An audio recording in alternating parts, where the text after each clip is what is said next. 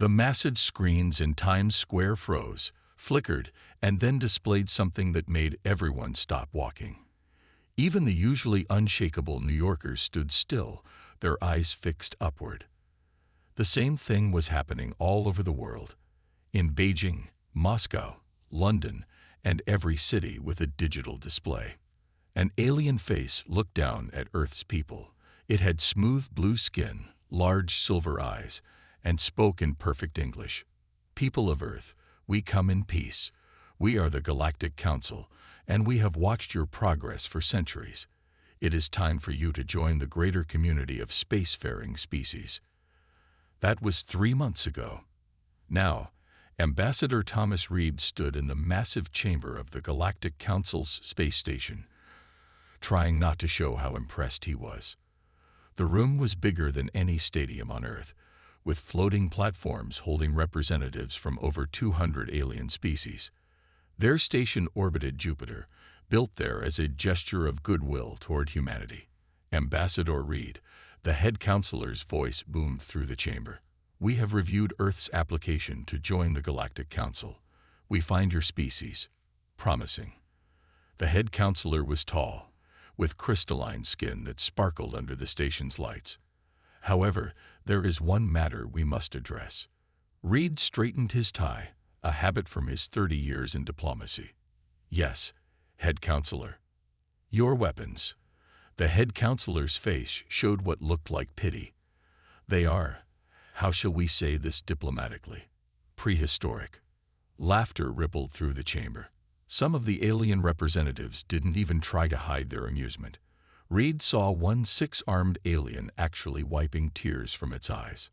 I don't understand, Reed said, although he had expected this. Earth's intelligence agencies had warned him this might come up. Our weapons meet our defensive needs. The head counselor waved his crystalline hand, and a hologram appeared in the center of the chamber. It showed an Earth military base, focusing on a tank. You still use chemical propulsion, solid projectiles, metal tubes that explode powder to throw other pieces of metal. More laughter filled the chamber.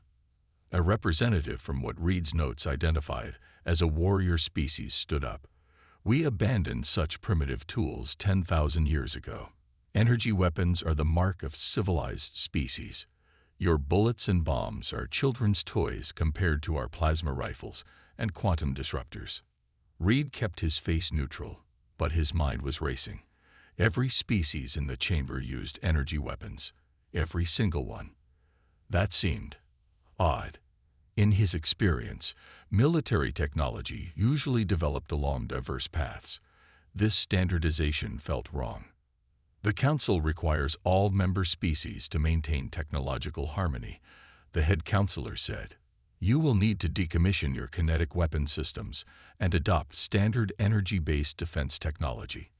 We will, of course, help you with the transition. And if we refuse? Reed asked, his voice calm. The chamber went silent. The head counselor's crystalline face hardened. Then you would not be welcome in galactic society. You would be isolated. No trade. No cultural exchange. No protection from less friendly species that might pass through your system. Reed nodded slowly. I see. And how long would we have to make this transition? We are generous, the head counselor said, his voice warm again. 1 Earth year to begin the process. We will send technical advisors to help you dismantle your primitive arsenals and install proper defense systems. You are indeed generous, Reed said, bowing slightly. I will convey your terms to Earth's governments. As Reed left the chamber, he activated the quantum recorder hidden in his tie pin. Standard procedure for all diplomatic meetings. The laughter of the council representatives echoed in his ears, but Reed wasn't worried. He was thinking about something he'd learned in his first year of diplomatic training. When everyone in a room agrees about everything, someone is probably lying. He needed to talk to military advisor Walker as soon as possible. The council's generous offer felt too much like a parent taking a knife from a child. Reasonable on the surface, but not if the child was about to sit down to dinner. Reed smiled slightly as he boarded his shuttle back to Earth. Let them laugh. History was full of empires that had laughed at their enemies' weapons, right up until those weapons were fired. Military advisor James Walker stood in the underground bunker beneath the Pentagon, staring at the test results on his screen. It was 3 a.m., and he hadn't slept in 36 hours, but he couldn't stop reading the data. Something wasn't adding up about the Galactic Council's weapons. "Run it again," he told the technician. On the other side of the reinforced glass, a standard-issue military rifle fired at the alien shield generator. The shield flickered blue, but the bullet passed through, hitting the target behind it. Walker rubbed his tired eyes. This was the 100th test, and the results were always the same. The Council's advanced shield technology couldn't stop simple bullets consistently. It was designed to absorb and deflect energy weapons, not physical projectiles. "Is secure phone buzzed?" Ambassador Reed's face appeared on the screen. "Tell me you found something," Reed said, looking as tired as Walker felt. "Oh, I found something all right." Walker sent the test footage. "Their shields have a major weakness. They stop energy weapons perfectly, but kinetic weapons, they might as well be trying to stop a bullet with tissue paper." Reed's eyes widened as he watched the footage. "That's why they want us to give up our weapons," he said slowly. "They're not being generous. They're eliminating a threat." "Exactly." Walker pulled up another screen. "I've been studying the historical records they gave us. Every species they helped develop followed the same pattern. They give up their old weapons, adopt energy weapons, and then their military power drops. Their territories shrink. Their resources get redistributed for the greater good of the Council." "How many species?" 237 documented cases. Walker's voice was grim. "And those are just the ones they admit to.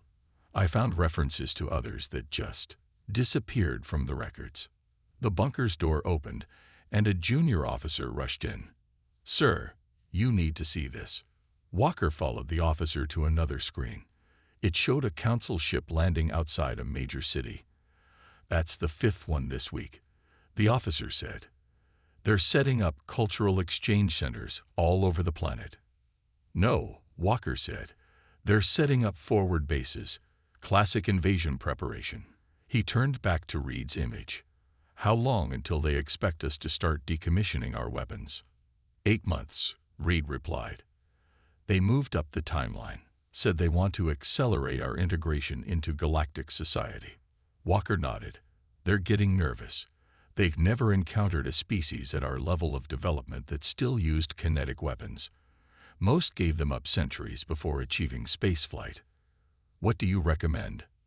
"We play along." Walker's fingers flew over the keyboard, pulling up more data. "We make a big show of decommissioning old weapons, but we keep everything essential. Underground bases, hidden arsenals. We let their arrogance work against them." "They'll be watching us closely," Reed warned. "Yes, but they'll be watching for energy signatures, radiation levels, power fluctuations. They don't even think to look for simple mechanical weapons anymore. It's a blind spot in their entire civilization." A new alert popped up on Walker's screen. "They're requesting permission to set up a defensive installation in orbit. Want to bet it's positioned perfectly to bombard major cities." Reed's expression hardened. "I'll stall them in diplomatic channels. You get our forces ready. And James," he leaned closer to the camera, "find out if any of those disappeared species are still out there. We might not be the only ones who see through the Council's act." Walker looked at the rifle behind the glass, then at the useless alien shield generator. The Council thought humanity's weapons were primitive, a joke. But Walker's grandfather had taught him something important. The oldest jokes are often the deadliest. "One more thing," he told the technician. "Get me everything we have on railgun development. If they think regular bullets are bad, wait until they meet our more advanced kinetic weapons." As he walked out of the bunker, Walker smiled. The Council had spent so long playing their game of energy weapons and force fields that they'd forgotten the simple truth every human soldier learned in basic training.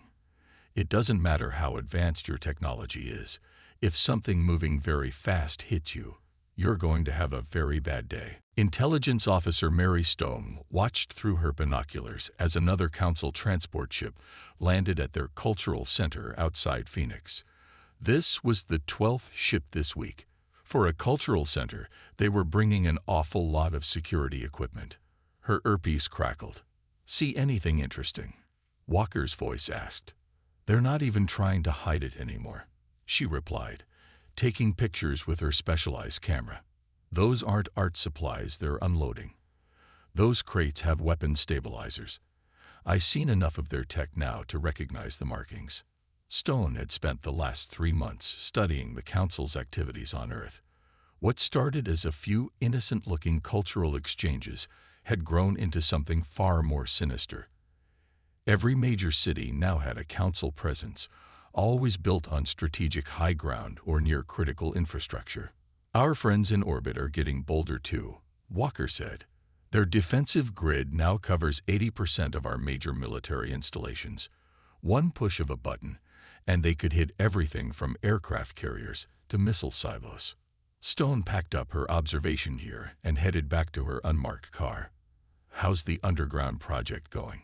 "Better than expected. Turns out old mine shafts are perfect for hiding things from orbital scans, and the Council's sensors can't tell the difference between a decommissioned missile silo and an empty one. Their arrogance is our best camouflage." As Stone drove back to base, she passed one of the Council's public transportation hubs.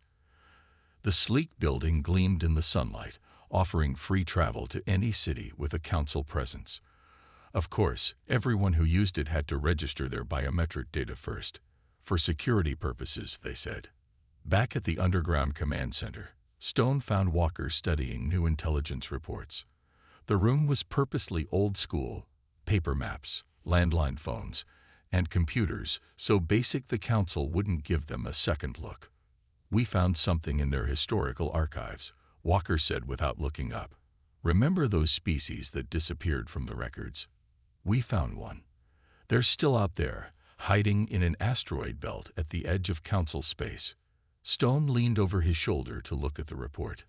"The Venturi. Never heard of them. Because the Council erased them. They were the last species to resist giving up their traditional weapons. The Council made an example of them, or tried to. A small group escaped. They've been watching and waiting ever since." "Have you made contact?" Walker nodded. "Ambassador Reed managed to get a secure message through. They're interested in talking. Turns out we're not the only ones who noticed the Council's shields don't stop physical objects very well." A young analyst rushed into the room. "Sir, ma'am, we've decoded more of their internal communications. You need to see this." The screens lit up with translated Council messages. Stone's face hardened as she read. The cultural centers, the transport hubs, the orbital grid, it was all part of a bigger plan. Once humanity's weapons were gone, the Council would begin population redistribution for optimal resource management. "They're not planning to destroy us," Stone said quietly. "They're planning to farm us. Use Earth as a resource pool for their other operations. They've done it dozens of times before." Walker stood up. "But they've never tried it with a species that saw them coming. How long until they expect the weapons decommissioning to start?" 3 months, Stone replied. "They're pushing the timeline again, getting impatient." "Good," Walker smiled. "The more impatient they get, the more mistakes they'll make. Keep watching them, Mary. Record everything. When the time comes, we'll need to prove to the rest of the galaxy what they really are." Stone looked at the images of Council ships landing on Earth, each one thinking they were part of an unstoppable invasion force. They had no idea they were actually walking into a trap. Humanity had spent its entire history fighting wars, and if there was one thing humans knew well, it was how to make an enemy's strength become their weakness. "Oh, and Mary," Walker added as she turned to leave, "tell our underground factories to speed up railgun production. When this starts, I want our friends in orbit to learn about kinetic energy the hard way." The Council fleet arrived at dawn. 500 ships filled Earth's sky, their massive hulls blocking out the sun in many cities. The head counselor's voice boomed across every communication channel on the planet. People of Earth, we come to protect you. Our sensors have detected hostile forces approaching your system. As your friends and allies, we will defend you. In the underground command center, Walker watched the fleet's formation on old-style radar screens. Next to him, Stone monitored communications, while Ambassador Reed waited by the secure line to the Joint Chiefs. Right on schedule, Walker said. They're positioning themselves exactly where we predicted, directly above every major military installation. Their arrogance is almost sad, Stone added. They really think we believe this hostile forces story. Reed nodded. The Council used the same excuse on 6 other worlds before conquering them. You'd think they'd at least change their script occasionally. The head counselor's voice continued. For your safety, we are implementing emergency protocols. Please remain calm as our forces secure key locations. This is for your protection. Walker picked up the red phone. All units, Operation Slingshot is go. I repeat, Operation Slingshot is go. David has 5 minutes to reach Goliath's position. Across the planet, hidden bunkers opened. In abandoned mine shafts, behind false walls, and under innocent-looking farms, weapons that the Council thought were destroyed powered up. Modern railguns, hidden artillery, and missiles that had been decommissioned all aimed skyward. Council ships are launching landing craft, Stone reported. They're heading for all major cities. Time to intercept, 4 minutes. Walker smiled. Time to show them why humans never forgot how to throw rocks. The first shot came from a hidden base in the Rocky Mountains, a railgun, developed in secret over the last 6 months, fired a simple tungsten rod at 12 times the speed of sound. The Council ship never saw it coming. Their shields, designed to stop energy weapons, might as well have been spider webs trying to stop a bullet. The rod punched through the ship's hull like it was paper. Secondary explosions followed as the ship's power systems overloaded. The massive vessel began falling from the sky. Direct hit, Stone called out. Their shields didn't even flicker. That was the signal. All across Earth, hidden weapons opened fire. Simple kinetic projectiles, accelerated to incredible speeds, tore through the Council's invincible fleet. Their energy shields, useless against physical objects, failed again and again. In orbit, Council commanders frantically tried to understand what was happening. Their sensors, designed to detect energy weapons, barely registered the simple metal projectiles until it was too late. Ships began falling from the sky by the dozens. They're trying to raise their secondary shields, Stone reported, monitoring their communications, but they can't power them fast enough. They never expected to need backup systems. Walker watched as another Council ship exploded spectacularly over the Pacific. Send the message. Reed stepped forward and activated the global broadcast system. Attention Council forces. Your shields have failed. Your ships are falling. You have 5 minutes to surrender or retreat. After that, we will assume you wish to continue this battle to its conclusion. The Council's response was predictable. Several ships opened fire with their energy weapons, trying to target the sources of the attacks. But Earth's forces were well hidden, and the Council's weapons splashed harmlessly against reinforced bunkers and mountain hideouts. They're splitting up, Stone called. Half the fleet is retreating. No, 2/3 now. The rest are trying to maintain orbital positions. Walker picked up the phone again. All units, concentrate fire on remaining hostile ships. Show them what human weapons can really do. The next salvo was devastating. Railguns, missiles, and simple artillery filled the sky. Council ships fell like rain, their once proud energy shields useless against humanity's primitive weapons. In just 20 minutes, the battle was over.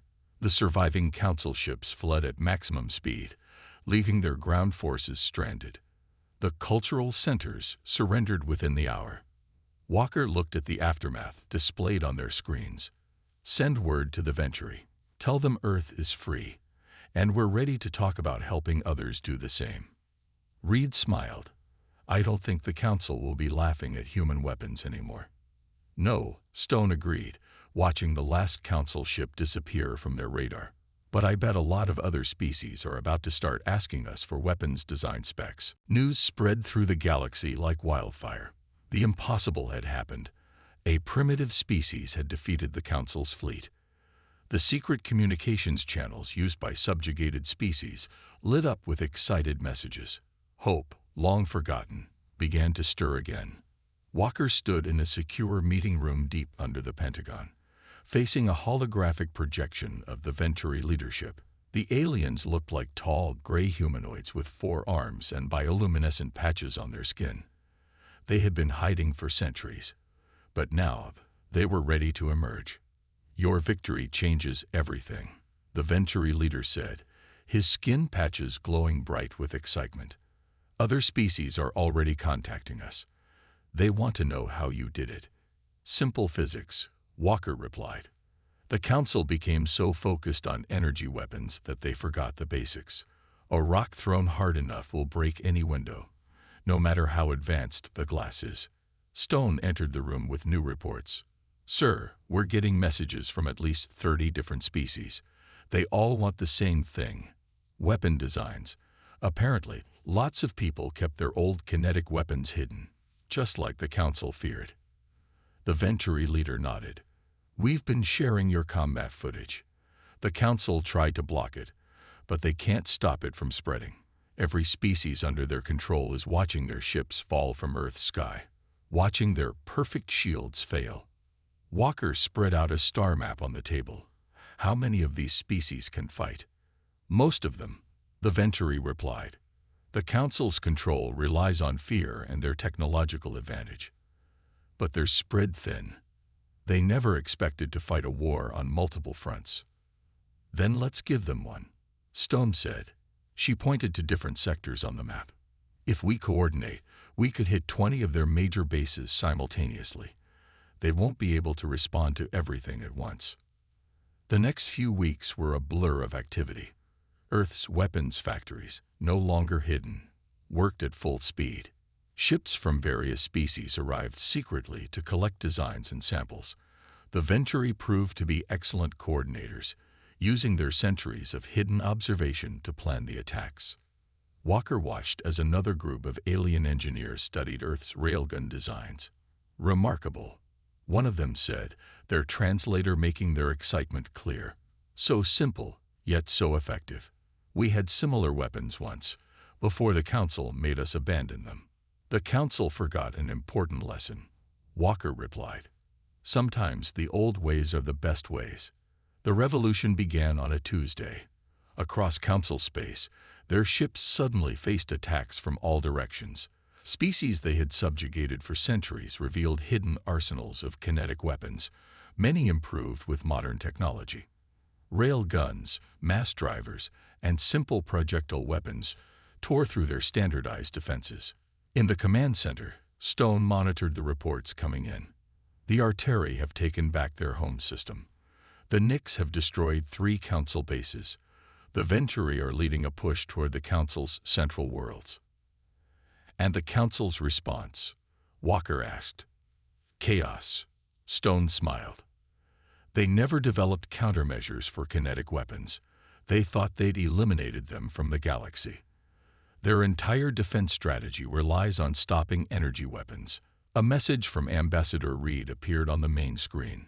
He was on a diplomatic ship heading to meet other resistance leaders. The Council is trying to rally their forces, but their fleet is in disarray. Turns out most of their subject species were just waiting for a chance to fight back. Your weapons designs are spreading faster than they can respond. Walker looked at the tactical display showing the growing rebellion. Green lights represented liberated systems, spreading like a wave across the galaxy. The Council's red markers were shrinking by the hour. Humanity didn't just give them weapons, Stone observed. We gave them hope. Showed them the Council wasn't invincible. Sometimes, Walker said, watching another council stronghold fall to combined rebel forces, the best way to help people isn't to give them new technology. It's to remind them that their old technology still works just fine. The revolution that started with one human victory was becoming a galactic uprising. The council had spent centuries making everyone think like them, use weapons like them, fight like them. They never considered that their greatest weakness was their own standardization. Now they were learning, system by system, that diversity in warfare, like in nature, was a strength, not a weakness. 1 month after the revolution began, representatives from 47 species gathered in the old council chamber. The massive room, once a symbol of oppression, now hosted the first meeting of what they called the Free Systems Alliance. Ambassador Reed stood at the podium, where the head counselor once looked down on humanity. The difference was clear. Reed stood on the main floor, level with everyone else. No floating platforms, no positions of superiority. "We're not here to replace one empire with another," Reed said to the gathered delegates. "We're here to build something new, something better." The chamber, once filled with mockery of primitive weapons, now displayed holograms of combined arms tactics. Species that had been forced to abandon their traditional weapons were rediscovering them, often combining them with modern technology in ways the council never imagined. Stone watched from her position near the security station as a Venturi engineer demonstrated a new weapon design. It combined human railgun technology with their own gravity manipulation systems.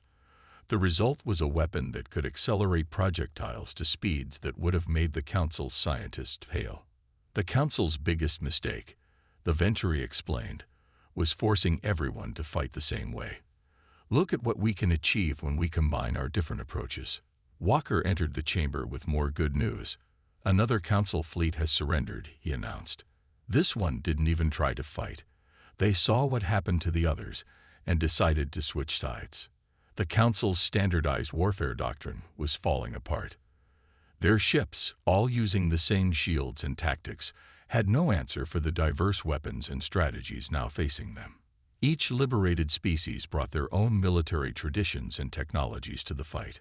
"We're finding more hidden species," Stone reported to the assembly. The council didn't erase them all. Some just went quiet, preserved their cultures and their weapons. They're coming out of hiding now. A tall plant-like being from a species called the Neureth stood up. "For centuries, we maintained our ballistic weapons in secret, disguised as farming tools. The council's scanners never detected them because they only looked for energy signatures. Same with us," added a delegate from the aquatic marin species. "We kept our mass drivers hidden in deep ocean trenches. Now we're teaching others how to build them." Reed smiled as he watched the delegates share their stories and knowledge. This was what the galaxy should have been all along, different species learning from each other instead of one group forcing their way on everyone else. The tactical displays showed the council's territory shrinking daily. Their perfectly organized fleet, trained to fight only one way, couldn't adapt to facing dozens of different combat styles at once. Ships armed with kinetic weapons, gravitic weapons, and even biological weapons they had dismissed as primitive were tearing through their defenses. "They're pulling back to their core systems," Walker reported, "trying to consolidate their forces. But their soldiers are deserting in large numbers. Turns out a lot of them never really believed in council superiority. They just didn't think resistance was possible." Stone brought up a new hologram, showing the combined fleet of the Alliance. It was a strange sight. Sleek energy weapon ships flying alongside vessels bristling with railguns and missile tubes. Fast attack craft powered by gravity drives supporting huge mass driver platforms, each species contributing what they did best. The council wanted uniformity. Reed addressed the chamber. They thought making everyone the same made them stronger. But nature teaches us that diversity creates strength. Different ideas, different approaches, different ways of solving problems. That's what drives progress. The delegates cheered. The Alliance was growing stronger every day, not by forcing its members to change, but by celebrating what made each species unique. Let them keep their energy weapons and shield technology, Walker said, watching the tactical displays. We'll keep our bullets and railguns and mass drivers. And anyone who tries to tell us their way is the only way will learn the same lesson the Council learned. Stone finished. Never laugh at someone else's weapons until you've stood in front of them. 3 months after the revolution began, the last Council stronghold fell. It wasn't destroyed by advanced energy weapons or complex technology. Instead, a simple kinetic bombardment from combined human and Venturi forces broke through their final defenses. There was a certain poetry in that. Walker stood in the Council's former throne room, now converted into a museum. Display cases showed the progression of weapons throughout galactic history, everything from simple projectile weapons to the most advanced energy guns. Each had its place, each had its purpose. "They're ready for you," Stone said, entering the room. She had just returned from Earth, where new training centers were teaching different species about humanity's military traditions. In the grand meeting hall next door, representatives from over 300 species gathered. Some were former council members who had switched sides. Others were species that had been in hiding for centuries. All were now equal members of the Free Systems Alliance. Ambassador Reed took his position at the speaker's platform, still on the main floor, still at eye level with everyone else. 1 year ago, he began, the Council laughed at Earth's weapons. They called us primitive, backward. Today, we all know better. The hall screen showed images from across the galaxy. New shipyards building vessels that combine different species technologies. Training grounds where soldiers learned various combat styles. Research centers where scientists freely shared ideas instead of being forced to follow one path. But our victory isn't about weapons, Reed continued. It's about choice, about respecting different ways of doing things. The Council fell not because their technology was wrong, but because they insisted their way was the only way. A Venturi engineer demonstrated their newest creation, a defense system that combined energy shields with physical armor. "Why choose between kinetic and energy defenses?" she asked. "When we work together, we can have both." The former head counselor's personal flagship, now a museum piece, hung suspended above the hall. Its once mighty shields, designed only to stop energy weapons, had failed against simple metal projectiles. It was a reminder of the danger of becoming too specialized, too convinced of one's own superiority. "We're finding more hidden treasures every day," Stone reported to the assembly. Ancient weapon designs the Council tried to destroy. Combat techniques they dismissed as obsolete. All of it valuable, all of it useful in the right situation. Walker stepped forward to give his report. "Our combined fleets are stronger than the Council's ever was. Not because we're more advanced, but because we're more adaptable. Each species brings their own strengths, their own approaches." The screen showed new star charts, not divided into Council territories anymore, but showing trade routes, cultural exchanges, and free movement between systems. Species that had been isolated for centuries were reconnecting, sharing their knowledge and traditions. "The age of forced uniformity is over," Reed announced. "The Free Systems Alliance stands for choice, for diversity, for respecting different paths to the same goal. We don't demand that everyone fight the same way, think the same way, or live the same way." The assembly erupted in cheers. Species that would have once looked down on each other now stood together as equals. Energy weapon experts worked alongside ballistic weapon specialists. Ancient combat techniques were being combined with modern technology in ways no one had imagined before. "And what about Earth?" a delegate asked. "What does humanity want in return for starting this revolution?" Reed smiled. "We want what we've always wanted, to learn, to grow, to explore, to share what we know and learn from others. The Council thought they were punishing us by making us join the galactic community. Instead, they gave us exactly what we wanted, a chance to meet new friends among the stars." Walker looked out at the assembled species and remembered the Council's laughter when they first saw human weapons. That laughter had been replaced by respect, not just for humanity's weapons, but for their willingness to stand up for what they believed in. The Council's greatest fear came true, Stone said quietly. They were so afraid of different weapons that they united the galaxy against them, just not in the way they expected. As the assembly ended, the delegates walked out under a new symbol, a simple shield design showing many different weapons together. A reminder that strength comes not from forcing everyone to be the same, but from celebrating what makes each of us different.